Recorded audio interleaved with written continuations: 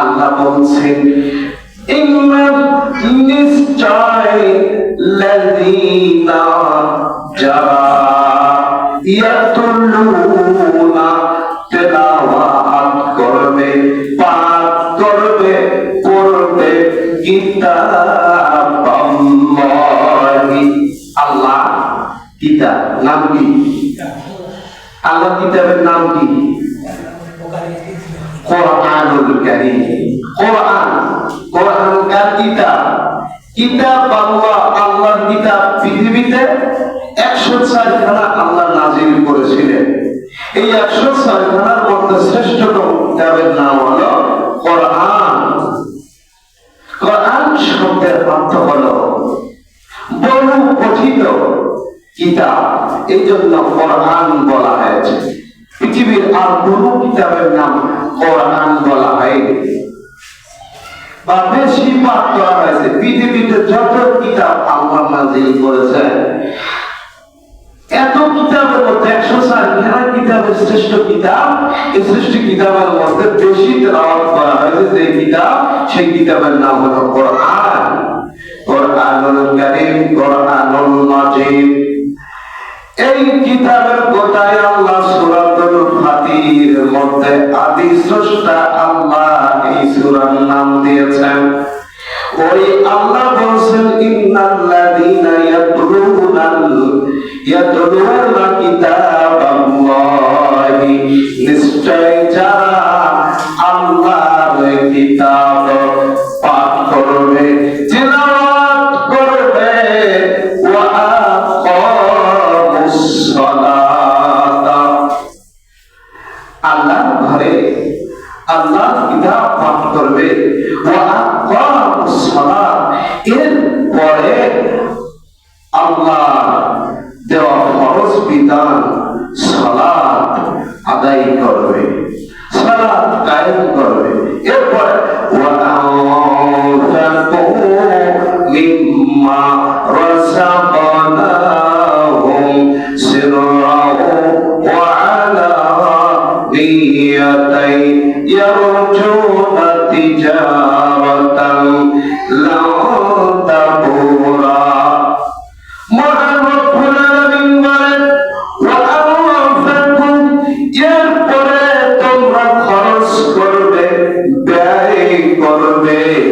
আল্লাহর দেওয়া রিজিক এবং সম্পদ থেকে তোমরা প্রকাশ্য এবং গোপনে তোমরা আল্লাহর রাস্তায় দান করবে।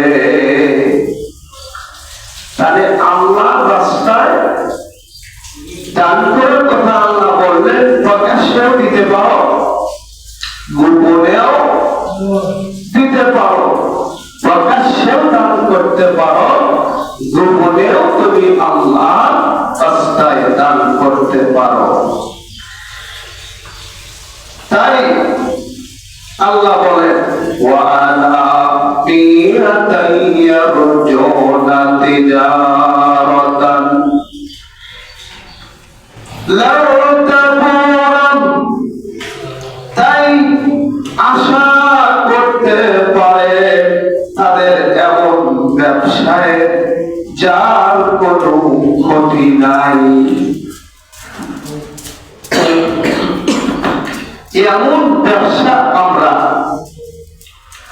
আল্লাহর সাথে করছি, যেই ব্যবসার কোন লস হবে না।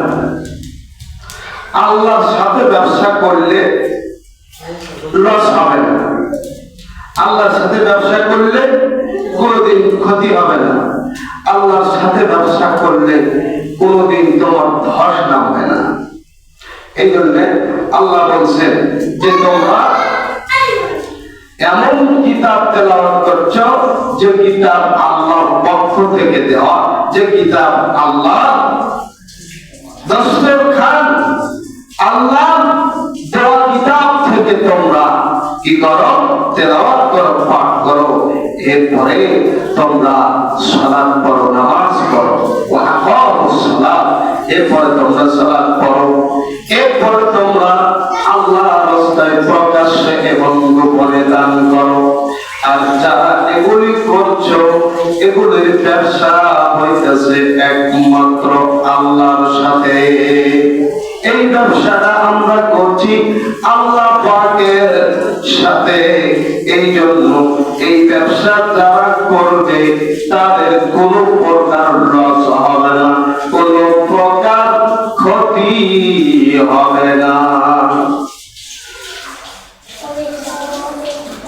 তোমার কোনো লস হবে না, ব্যবসা করলে কোনো ক্ষতিও হবে না, তুমি লাভবান হবে। আর এই লাভ আমরা অর্জন করব সেই পরকালে। সেই পরকালে আল্লাহ রাব্বুল আলামিন আমাদেরকে এর লাভ এবং এর পুরস্কার আল্লাহ রাব্বুল আলামিন দিবেন। আমার বন্ধুগণ, মহান রব্বুল আলামিন কোরআনের মধ্যে এই কথাগুলো বলেছেন। এক নম্বরে আল্লাহ তেলাওয়াত করতে বললেন আল্লাহর কিতাব। এই কিতাব যে আমরা তেলাওয়াত করছি এর হুকুম, এক নম্বর হুকুম হুকমি তেলাওয়াত। এটা হলো আল্লাহর কথাকে বিশ্বাস করা, তার নির্দেশনা মেনে নিয়ে তার নিষিদ্ধ বিষয়ে ফর্মুলা গুলো থেকে নিজেকে বর্জন করে বিরত রেখে আল্লাহর দেওয়া কিতাবের হুকুম আহকাম মেনে নেওয়া। দুই নম্বর প্রকার হলো শাব্দিক তেলাওয়াত। এটা হলো আল কোরআন পাঠ করা, এর ফজিলতের ব্যাপারে কোরআন সুন্নাহ হতে অনেক দলিল প্রমাণ রয়েছে। ফজিলত হয়তো পুরো কোরআনের ব্যাপারে, আবার হয়তো নির্দিষ্ট কোন সূরার ব্যাপারে আল্লাহ এক-একটি সূরার ভিতরে এক-একটি ফজিলত, এক-একটা বরকত আল্লাহ দিয়ে রেখেছেন। যেমন সহিহ বুখারীর ভিতরে মহানবী সাল্লাল্লাহু আলাইহি ওয়াসাল্লাম বলেন, ওসমান ইবনে আফফান রাদিয়াল্লাহু তাআলা আনহু থেকে বর্ণিত হয়েছে, নবী সাল্লাল্লাহু আলাইহি সাল্লাম বলেছেন, খায়রুকুম মান তাআল্লামাল কুরআনা ওয়া আল্লামা।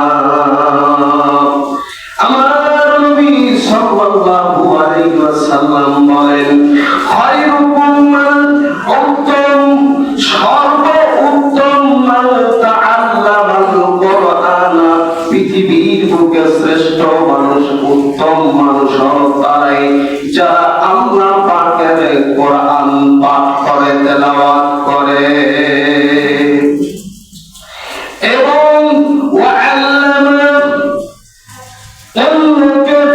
আল্লাহ পাকের কালামের শিক্ষা দান করে। তাহলে নিজে আল্লাহর কালাম শিক্ষা অর্জন করলো, তেলাওয়াত শিখলো এবং অন্যকে শিক্ষা দিল, এরাই হলো পৃথিবীর শ্রেষ্ঠ মানুষ।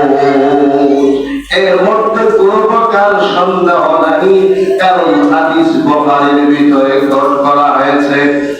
আমার ভাইরা, আল্লাহর নবী মহানবী সাল্লাল্লাহু আলাইহি ওয়াসাল্লাম বুখারী এবং মুসলিমের হাদিসে বর্ণিত হয়েছে, আম্মাজান আয়েশা সিদ্দিকা রাদিয়াল্লাহু তাআলা আনহা থেকে বর্ণিত, তিনি বলেন, রাসূল সাল্লাল্লাহু আলাইহি ওয়াসাল্লাম বলেছেন, আল মাহিরু বিল কুরআনি মা'আস সাফারাতিল কিরামিল বারারাতি ওয়াল্লাযী ইয়াকরাউল কুরআনা ওয়া ইয়াতাতা'তা'উ ফীহি ওয়া হুয়া আলাইহি শাক্কুন লাহু আজরান।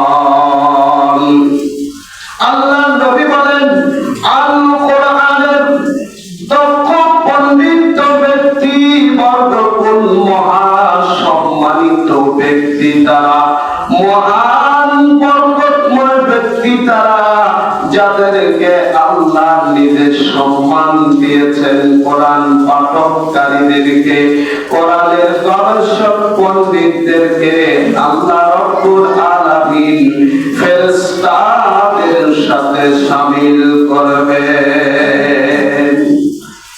ফেরেশতাদের সঙ্গী সাথী হবে যারা কোরআনের পণ্ডিত, কোরআনের বাগ্মী, কোরআন পাঠক, বিজ্ঞ কোরআন পাঠককারী সম্মানিত ব্যক্তিরা আল্লাহ সম্মানিত ফেরেশতাদের সঙ্গে থাকবেন।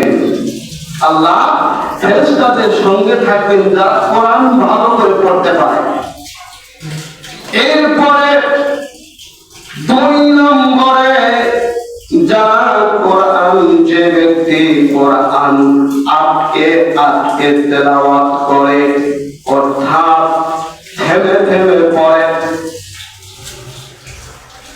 আটকে আটকে পড়ে, থেমে থেমে কোরআন পাঠ করে, তেলাওয়াত করে, এবং তার জন্য বিরাট কষ্টকর হয়ে যায়, তার জন্য 2টি প্রতিদান রয়েছে। আটকে আটকে কোরআন তেলাওয়াত করা তার জন্য খুবই কষ্টকর। এই আটকে আটকে কোরআন তেলাওয়াতকারী ব্যক্তি অনেক কষ্ট করে তেলাওয়াত করে, তার জন্য 2টি প্রতিদান আল্লাহ রব্বুল আলামিন দিয়েছেন। 2টি প্রতিদানের প্রথমটি হলো তেলাওয়াতের, দ্বিতীয়টি হলো পাঠকারীর কষ্ট। অনেক কষ্ট করে কোরআন পাঠ করেন।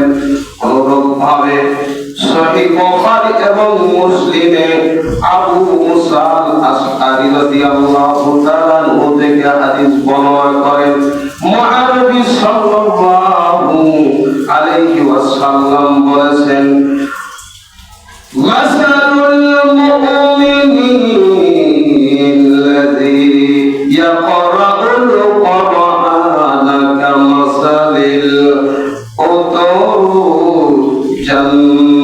الأترجة ريحها طيب وطعامها طيب ومثل المؤمن الذي لا يقرأ القرآن كمثل التمرة لا ريح لها وطعامها حلو। বলেন, যে মুমিন কোরআন তেলাওয়াত করে তার দৃষ্টান্ত কমলা লেবুর মতো। ভালো করে শুনেন, যে মুমিন, মাসালুল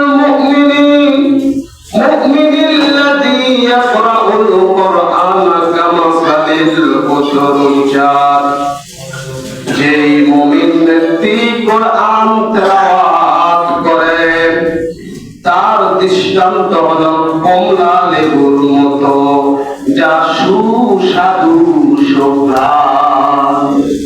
কমলা লেবু ছিললে তার চামড়া খোলার সাথে সাথে কমলা লেবুর চেহারা কি সুন্দর, যখন আপনি খুলেন তার ঘেরানটা আরো বেশি সুন্দর। এই জন্য মহানবী যারা কোরআন তেলাওয়াত করেন, কোরআন পাঠ করে, তাদের তুলনা করলেন কমলা লেবুর মতো সুঘ্রাণ এবং সুস্বাদু। এই ফলটা ফলার সাথে সাথে ঘেরান ছড়িয়ে পড়ে চারদিকে। যে মুমিন কোরআন তেলাওয়াত করে না তার দৃষ্টান্ত আগের জন মুমিন ব্যক্তি যিনি কোরআন তেলাওয়াত করে, আর দ্বিতীয় জন মুমিন ব্যক্তি যিনি কোরআন তেলাওয়াত করে না, তার দৃষ্টান্ত খেজুরের ন্যায়, যার কোনো প্রকার ঘেরান নাই।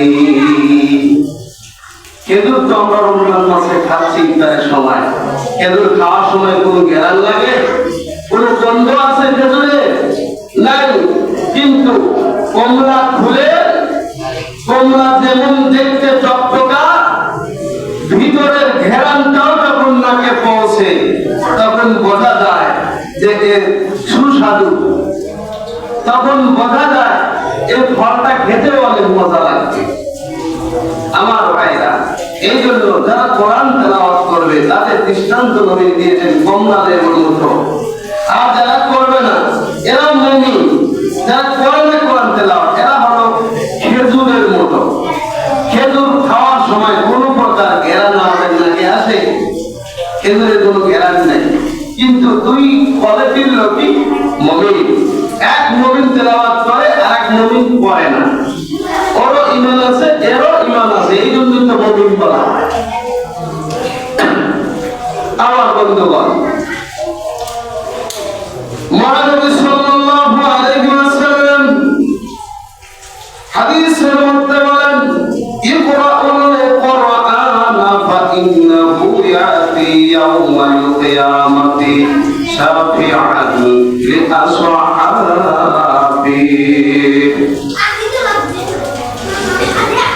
তোমরা কোরআন তেলাওয়াত করো, কেন কোরআনের কারীম কাল কিয়ামতের কঠিন মুসিবতের দিন কোরআন তেলাওয়াতকারী পাঠকারীর জন্য আল্লাহ পাকের দরবারে সুপারিশ করবে।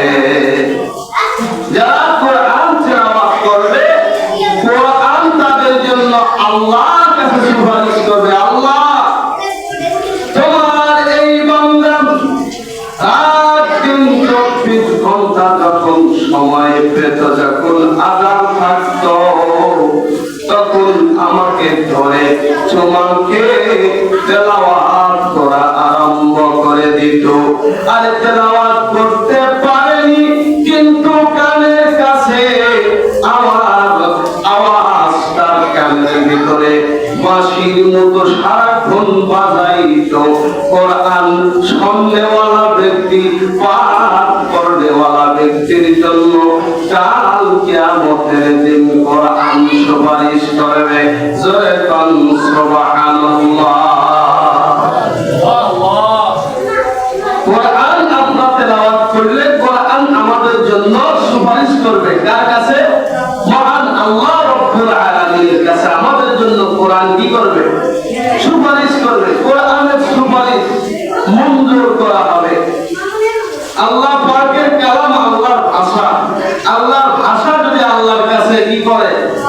সুপারিশ করে যে একে মাফ করে দেন, একে আমার জন্য ছেড়ে দেন, এ তো আমাকে সবসময় আঁকড়ে ধরেছে। আপনি পাঠ করতে পারেন না, আপনি কিছুই করতে জানেন না, তাহলে যারা পাঠ করতে পারে, যারা পাঠ করার জন্য উপযুক্ত হয়েছে আপনার ছেলে মেয়ে, তাদেরকে পাঠ করার জন্য কোরআনের পাঠশালায় পাঠিয়ে দেন, যাতে করে কোরআন শিক্ষা করতে পারে। আপনার ছেলে মেয়ে নেই, নাকি প্রতি কেউ নাই, কেউ আপনার পক্ষে নাই যে কাউকে আপনি কোরআন শিক্ষার জন্য পাঠাইলেন, এরকম লোক যদি আপনার না থাকে, তাহলে যারা কোরআন পাঠ করছে তাদের ওখানে গিয়ে যে কাউকে আপনি কোরআন শিক্ষার জন্য তার জীবনে যত খরচ লাগে পড়ালেখা করার জন্য, কোরআন শিক্ষা করার জন্য যে পয়সা কুড়ি লাগে, আপনি সেই পয়সা কুড়ি দিয়ে একজনকে কোরআন পড়তে দেন, যে তোমার যত পড়ালেখার খরচ আছে কোরআন পড়তে কালে সব খরচ আমি দেব। দুনিয়াতে আমার ছেলে মেয়ে বলতে নাতি বলতে কেউ নাই, কিন্তু তোমাকে দিলাম, তুমি আমার এই টাকা বিনিময়ে খাবে এবং আল্লাহ পাকের কোরআন তেলাওয়াত করবে। এই ব্যক্তির জন্যও কোরআন সুপারিশ করবে। ফলে এই কাজগুলো করেন, যার একেবারেই নিঃস্ব, তার কোন ছেলে মেয়ে নাই, তার জন্য এই অপশন। আর যাদের ছেলে মেয়ে আছে তাদের কি করতে হবে? ছেলে মেয়েদেরকে কোরআন পাঠের জন্য।